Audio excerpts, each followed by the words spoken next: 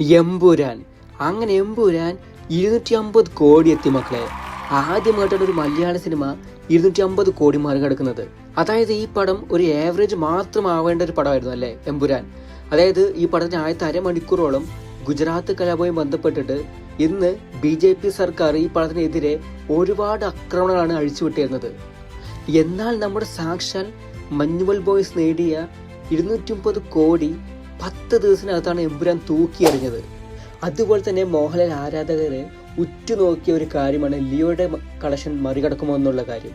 അതായത് എമ്പുരാൻ ആദ്യ ദിവസം തന്നെ കേരളത്തിൽ നിന്ന് മാത്രമായിട്ട് 14.5 കോടിയാണ് കളക്ട് ചെയ്തത്. ഇതോടുകൂടി ലിയോയുടെ ഫസ്റ്റ് ഡേ കളക്ഷനാണ് എമ്പുരാൻ തൂക്കിയത്. ഫാസിസ്റ്റ് 50 കോടി, ഫാസിസ്റ്റ് 100 കോടി.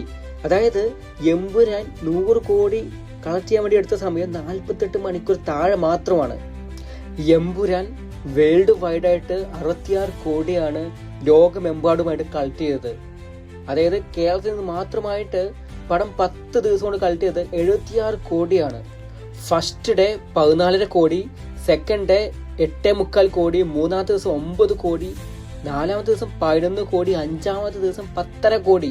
അതായത് ഒരു പടം ഒരു ദിവസം പോലും താഴെ കളക്ഷൻ നേടിയിട്ടില്ല. ഇതിനിടെയാണ് സുരേഷ് കുമാർ ചാൽ ചർച്ച വന്നിട്ട് വെല്ലുവിളിച്ചത്. അതായത് ഒരു മലയാള സിനിമയിൽ ഒരു ആക്ടർക്കെങ്കിലും 100 കോടി തിയേറ്റർ ഷെയർ കാണിച്ചു തരാൻ പറ്റുമെന്നുള്ള കാര്യം.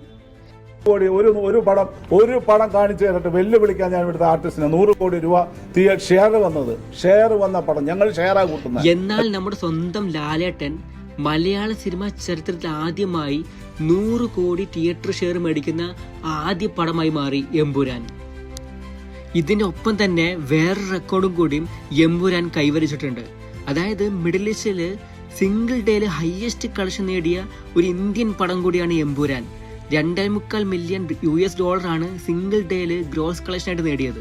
അതായത് ഒരു തേങ്ങയും അറിയാത്ത നമ്മുടെ കോക്കണ്ണന്റെ അണ്ണാക്കിലാണ് എമ്പുരാൻ കൊണ്ട് ബോംബ് ഇട്ടത്.